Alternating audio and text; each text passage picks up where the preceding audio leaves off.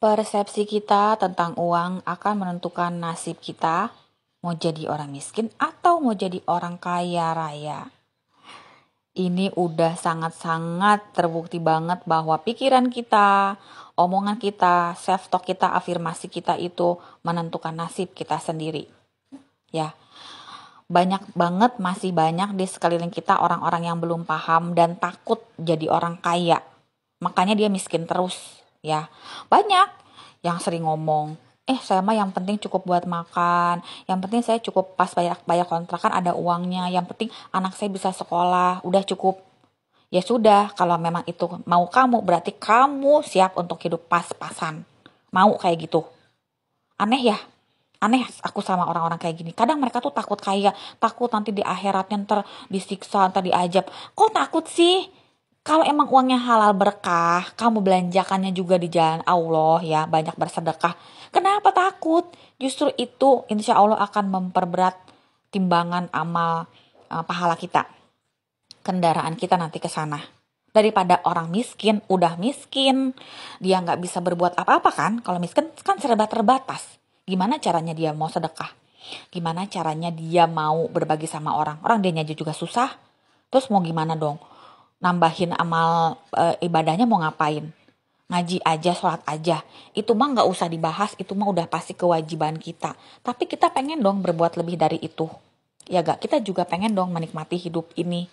Allah banyak menciptakan keindahan dan kebahagiaan untuk dinikmati manusia. Ya gak? Dan semua itu perlu uang.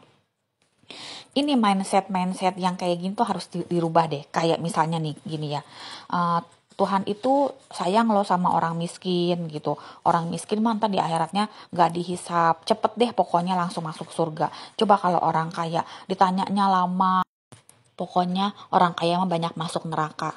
Astagfirullahaladzim, sok tahu banget kamu. Terus ada lagi yang bilang, udah gak usah iri sama orang kaya, orang kita mah biar miskin juga yang penting bersyukur. Belum tentu tuh orang kaya bahagia. Ya elah, bilang aja kamu iri. Itu tuh orang iri loh. Orang iri tapi berkedok ini apa sih? Sosok suci gitu ya, sosok alim gitu. Makanya lebih baik kaya hati daripada kaya materi. Uang bisa menggelincirkan orang masuk surga gara-gara uang. Banyak saudara bertengkar. Uang itu gak penting, uang itu akar masalah. Ya ampun, nih orang-orang kayak gini nih.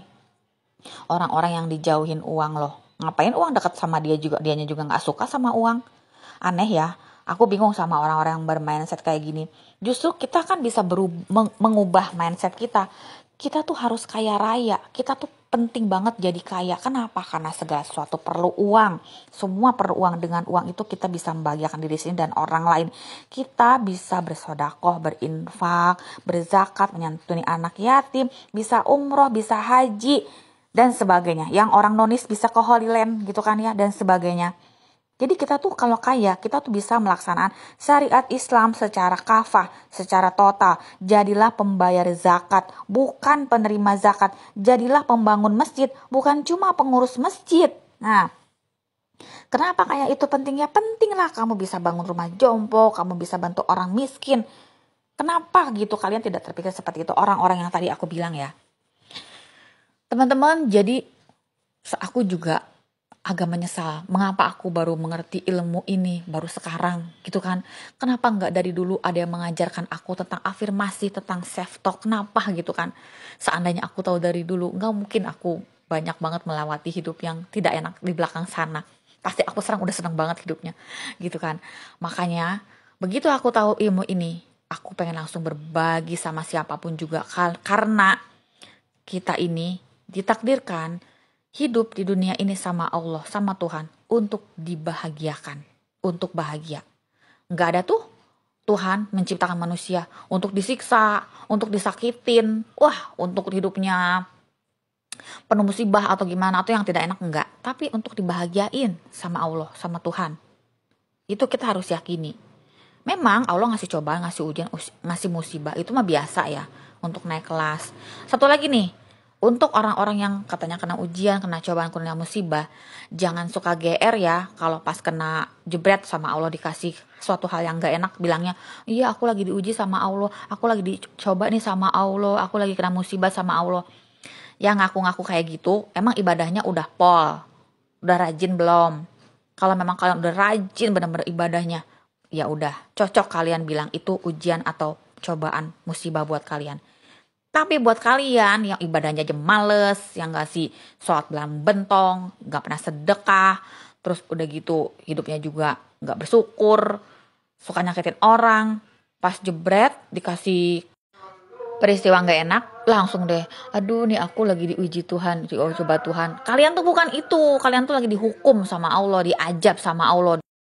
Karena mungkin kalian udah melakukan kesalahan fatal, udah melakukan dosa besar gitu, dan udah sering banget ditegur kecil-kecil, ditegur tipis-tipis, nggak sadar-sadar, atau kalian memang udah parah banget menjolimi orang lain. Nah, itulah balasannya. Jadi bedain yang namanya ujian, cobaan, musibah mah buat orang yang taat ibadahnya biar naik kelas bener. Tapi yang kebalikannya ya itu mah bukan. Itu mah hukuman ajab aja buat kamu. Aduh, jadi kemana-mana deh ngobrolnya. Teman-teman, oke ya, kita wajib jadi orang kaya. Kita wajib berkelimpahan. Supaya apa? Supaya kita bisa banyak melakukan hal-hal baik. Karena semua hal perlu uang. Bener gak sih? Punya amanah gak? Lunasnya pakai uang kan? Semua pakai uang. Teman-teman, aku ada buku bagus banget di keranjang kuning aku, yaitu bisa mengubah persepsi mindset kita. Di keranjang kuning ada buku yang paling bagus ya, paling recommended, yaitu The Secret. Sumpah kamu harus punya buku ini. Gak ada artinya duit 80.000, 70.000, 100.000. Kamu sekarang jajannya jajan yang bermanfaat ya.